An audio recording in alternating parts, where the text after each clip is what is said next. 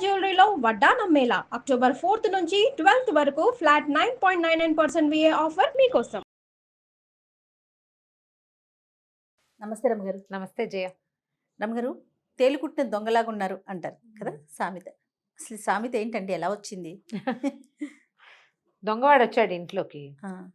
పాతకాల పిళ్ళు ఏముండేవి, అన్నీ మండువాయిల్లో లేకపోతే పాకలు కదా. వాటిలలో ఈ చల్లదనానికి ఎండాకాలము లోపల చల్లగా ఉంటుంది, తేళ్ళు అవి వస్తాయి. వాడు ఏదో ఇది స్తంభం వెనకాల దాక్కున్నాడు దొంగ.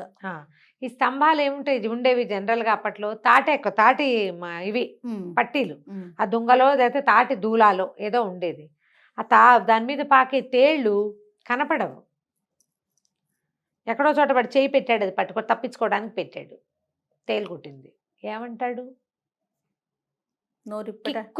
కిక్కుమంటే పట్టేస్తారు. పెట్టెలో సామాన్లు తీసుకోవడానికి ఏదైనా పెట్టెలో పెట్టాడు. పెట్టెలో ఏదో తీసి వస్తువు తీసుకుందాం అనుకున్నాడు. అందులో చేపెట్టంగానే అక్కడెక్కడో ఉన్న తేలు కుడుతుంది. మట్టి ఇళ్ళు, ఇప్పట్లాగా ఇంత గచ్చులు, ఇంత మొజాయిక్ ఫ్లోరింగ్లు, లేకపోతే ఇంకేమిటి ఇంకా మార్బుల్స్, గ్రానైట్లు ఎక్కడున్నాయి? అన్ని మట్టి ఇళ్ళు, నేలకి దగ్గరగా ఉండేవి. పైగా వర్షాకాలము, ఎండాకాలము జంతుజాలాలు ఇళ్లలోకి వచ్చేసేవి. ఇప్పుడు ఇంతంత ఎత్తు మెట్లు కట్టడాలు అవి ఉండేవి కాదు కదా, భూమి మీదే కట్టుకునేవాళ్ళు. చిన్న ఎత్తు, ఎక్కువ ఎత్తు ఉండేది కాదు. ఎత్తు పోయాలంటే ఇంత ఎత్తుని చెయ్యాలి కదా, అదంతా పని అప్పుడు వచ్చేది కాదు కదా. అప్పుడు ఇవన్నీ జీవజాలాలతోటే. మా ఇంట్లో కూడా ఎప్పుడు తేళ్ళు, మండ్రగబ్బలు వచ్చేవండి. మా కనపడేవి బాగా. కాళ్ళజెరులు.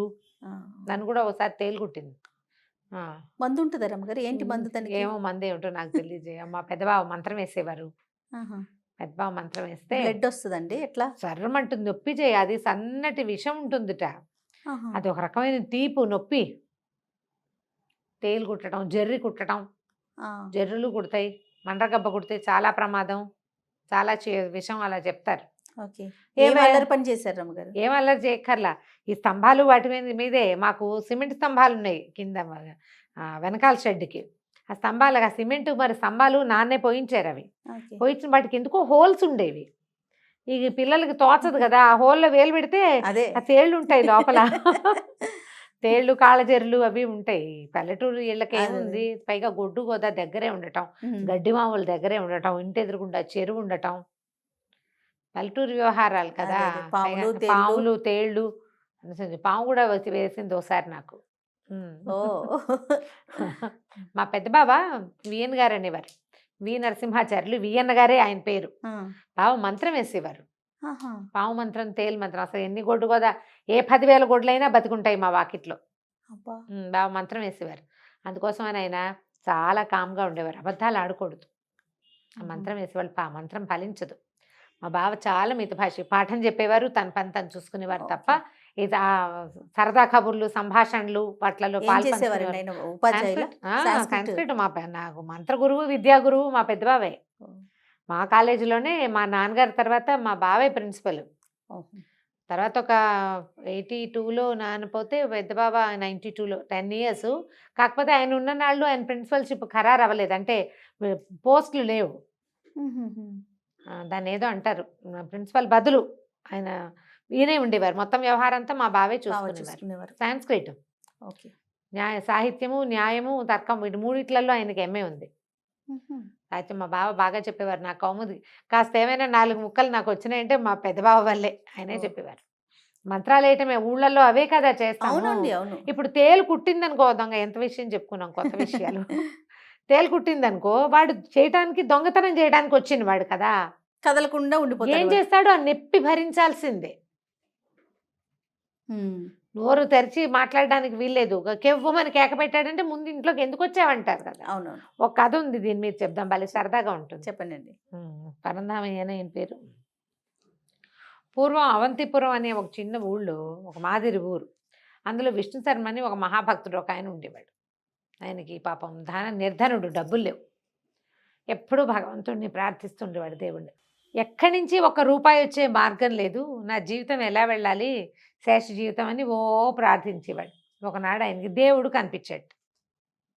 కనిపిస్తారు కదా పెద్దవాళ్ళకి, పాపం ఏమన్నారు, నీ పూజా మందిరంలో డబ్బులున్నాయి తీసుకో, వాటితో నీ జీవితం గడుపుకో. ఎంత అద్భుతమైన సంగతి. ఆయన పరిగెత్తుకుంటూ వాళ్ళ పాతకాలపు ఇంట్లో ఉన్న పూజా మందిరంలో చూశాడు. ఒక అంత సంచిలో డబ్బులు కనపడ్డాయి. డబ్బులు తీసి చూస్తే 100 వెండి నాణేలు ఉండేవి. అప్పుడు నడిచేవి వెండి నాణేలు నడిచేవి. నేను అనుకున్నాను, దేవుడు ఎంత కరుణామయుడు. ఆయన నేను కొన్నేళ్ళుగా ప్రార్థన చేస్తుంటే నాకు ఇట్లా వరం ఇచ్చాడు. ఈ దేవుడు ఇచ్చిన డబ్బంతా నేను ఒకడినే తినేయటం ఏమిటి? దేవుడి కృప అందరికీ లభించాలి కదా. 10 నాణేలు దానం చేద్దాం అనుకున్నాడు. ఆ మూట రొంటిని పెట్టుకుని బయలుదేరితే ఒక గుడ్డి బిచ్చగాడు కనిపించాడు ఒక చోట ఆయనకి. పాపం ఆయనకి బిచ్చగాడు, ముసలివాడు, అందున గుడ్డివాడు. పాపం కళ్ళు కూడా లేకుండా ముసలితనంతో ఎట్లా కష్టపడుతున్నాడు అని పాపం చాలా బాధేసింది ఆయనకి.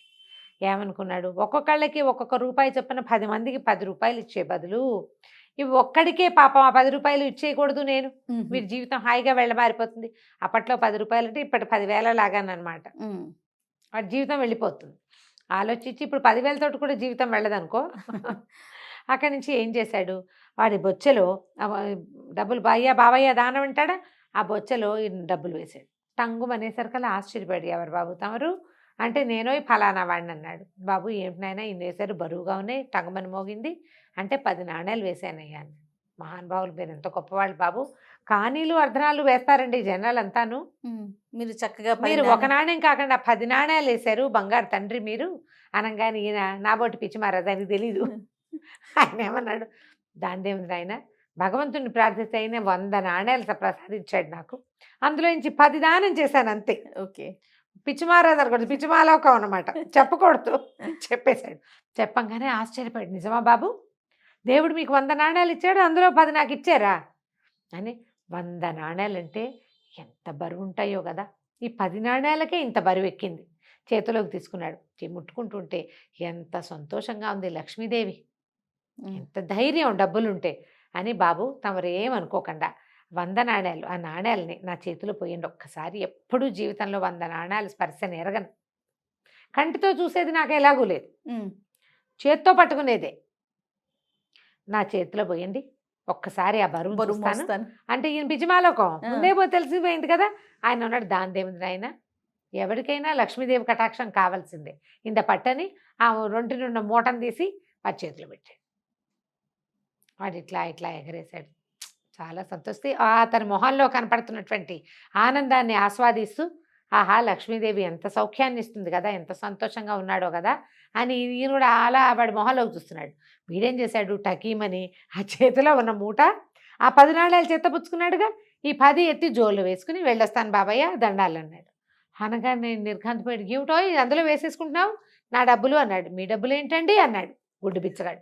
చూడండి అనగానే ఆయన తెల్లబోయాడు. అవురవురా, నువ్వేదో చూస్తావని చేతిలో పెడితే జోల్లో వేసుకుని వెళ్తావేమిటో, నీకు 10 నాణేలు ఇచ్చాను కదా, నా 90 నాకు ఇచ్చేసి అన్నాడు. అనేసరికి మీ 90 ఏంటండి, మీవి నాకు ఇవ్వటం ఏమిటి, బిచ్చగాడికి పావలా ఇస్తారు 10 పైసలు ఇస్తారు, ఇచ్చేసారు అయిపోయింది, పావలాలు 10 పైసలు అడగకూడదండి అన్నాడు. పావలా 10 పైసలు కాదు, నువ్వు 100 నాణేలు 90 నావి 10 నీకు ఇచ్చా నేను అని ఆయన గట్టి గట్టిగా అరిచాడు. అరిచేసరికి బిచ్చగాడినాడు, మీకు ఏమైనా పిచ్చ కింద ఏంటండి, గుడ్డాన్ని పట్టుకుని ఇట్లా అంటున్నారు, నేను వెళ్తాను నన్ను వదలండి అన్నాడు. అనగానే ఆయన అన్నాడు, వెళ్ళిపోతావా, నేను నీ దగ్గర ఎలా తీసుకోవాలో నాకు తెలుసని వాడి ఇది ఉంది కదా జోలే, ఆ జోలు పుచ్చుకొని లాగబోయేసరికి వాడు గట్టిగా కేకలు పెట్టాడు. బాబో ఎవరైనా ఉన్నారా, రక్షించండి రక్షించండి, ఈయనెవరో బ్రాహ్మలైనా నా డబ్బులు లాగేసుకుంటున్నాడని కేకలు పెట్టేశాడు. పెట్టేసరికల్లా కొంచెం దేవాలయం చుట్టుపక్కల ఉన్నవాళ్ళు అక్కడ ఇక్కడ ఉన్నవాళ్ళు చేరిపోయారు. దారివాడు పోకుండా అరుస్తున్నాడు. పైగా ఈయనేమో ఎర్ర గావంత పంచగట్టుకున్నాడు, ధవతి బాగుంది, ఉత్తరీయం వేసుకున్న గుండు పిలక బిచ్చగాడు, వీళ్ళిద్దరు కొట్టుకుంటున్నారు చెడామడ. అక్కడి నుంచి పరిగెత్తుకొచ్చారు జనం అంతా. ఓ ఇద్దరు పెద్ద మనిషి, ఏమన్నా పెద్ద మనిషి అయ్యా, గుడ్డాడు నీ డబ్బులు ఎలా కొట్టేస్తాడంటే ఆయన చెప్తున్నాడు కథ అంతా. అది ఎవరు నమ్ముతారు, అదే కదా పిచ్చి కథలు, ఎవరు నమ్మరు. నిజాలు ఎప్పుడు పిచ్చి కథలుగానే ఉంటాయి. నిజం ఎప్పుడు పిచ్చి కథే, అంతే అండి, అది నమ్మరు కదా. అక్కడి నుంచి బిచ్చగాడిని అడిగారు, ఏరా గుడ్డి నీ దగ్గర ఎన్ని ఉన్నాయి డబ్బులు అంటే ఏమన్నాడు, 114 రూపాయలు ఉన్నాయండి నా దగ్గర, అందులో 90 నాణేలు నేను గుడ్డ సంచిలో మూట కట్టానండి అనగానే జోలోడు తీశారు. 90 నాణేల గుడ్డ సంచి, 14 నాణేలు విడిగా ఉన్నాయి, 14 రూపాయలు ఉన్నాయి.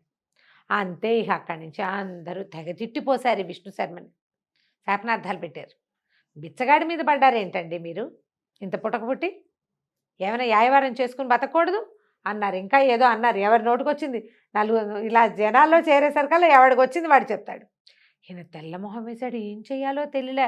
ఈయన దేవుడు నాకు డబ్బులు ఇచ్చాడంటే ఈ కథలు ఎవరికైనా చెప్పమంటున్నారు. అదే కదా. ఇక లాభం లేదని ఏం చేస్తాడు, బిచ్చగాడు వెళ్ళిపోయాడు. ఈయన బిక్కమొహం వేసుకుని ఇంటికి వెళ్ళేసరికల్లా భార్య దగ్గరికి వెళ్ళేసరికి ఆవిడంది, అదేంటండి అలాగా దానం చేసి రాలేదా మీరంది.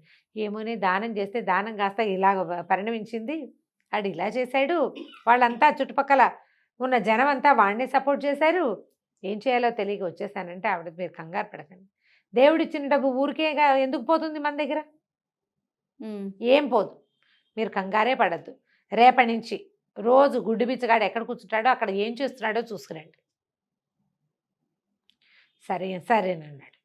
మర్నాడు పొద్దున మెల్లిగా వెళ్ళి ఆ బిచ్చగాడు రోజు ఒక దేవాలయం దగ్గర చాపేసుకుని కూర్చుంటాడు. వాడి చాప వాడికే ఉంటుంది అక్కడ. మధ్యాహ్నం వెళ్ళిపోతాడు. సాయంకాలం ఇంకెక్కడెక్కడో తిరిగి రాత్రి వచ్చి చాప మీద పడుకుంటాడు. ఆ దేవాలయం దగ్గర చాప మీద కూర్చున్నాక అటు ఇటు చూసి ఎవ్వరూ లేరు చుట్టుపక్కల. ఆ చాప ఎత్తి చాప కింద ఒక గుంటలో ఒక ముంతని పాతి పెట్టాడు. గుంటలో పెట్టి దాని మీద చాపేసి కూర్చున్నాడు.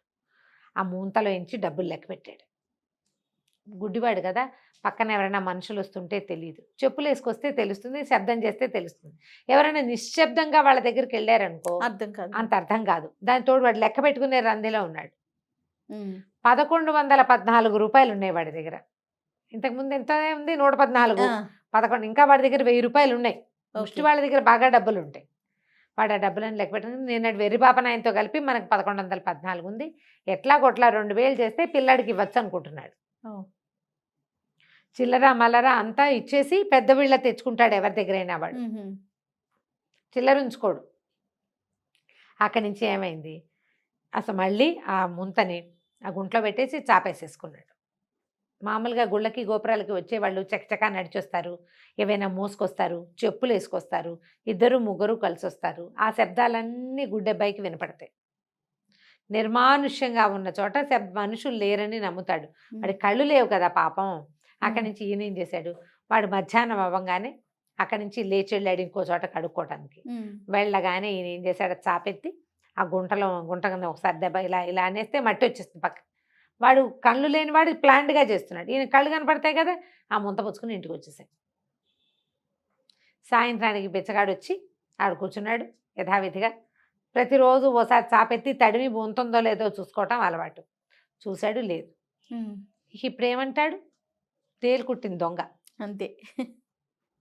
కళ్ళనీళ్ళు గారుస్తూ, అయ్యో బ్రాహ్మణ ఆయన 10 రూపాయలు ఇస్తే తీసుకోకుండా, తీస్తే మన దగ్గర 1000 రూపాయలు 10 నాణ్యాలు 11 అయిపోయేది, 1010 రూపాయలు అయ్యేది. అనవసరంగా కదా నేను ఈ పని చేశాను, ఆయన మోసం చేసినందుకు దేవుడు నాకు శాస్తి చేశాడు అనుకుని నోరు మూసుకుని ఊరుకున్నాడు. 100 నాణ్యాలు భగవంతుడు ఇచ్చిన దాంట్లో నుంచి 10 నాణ్యాలైనా దానం చేయాలన్న సద్బుద్ధిని కలిగి ఉన్నందుకు 1000 నాణ్యాలు బహుమానం ఇచ్చాడు భగవంతుడు విష్ణు శర్మకి. గుడ్డివాడి కష్టార్జితం అని ఇలాంటి లా పాయింట్లు తీయద్దు. వాడు మోసం చేశాడు, ఈయన దానికి ప్రతిక్రియ చేశాడు. అంతే అంతే కదా. కథ కంచికి మనం ఇంటికి. నమస్తే రమగారు. నమస్తే.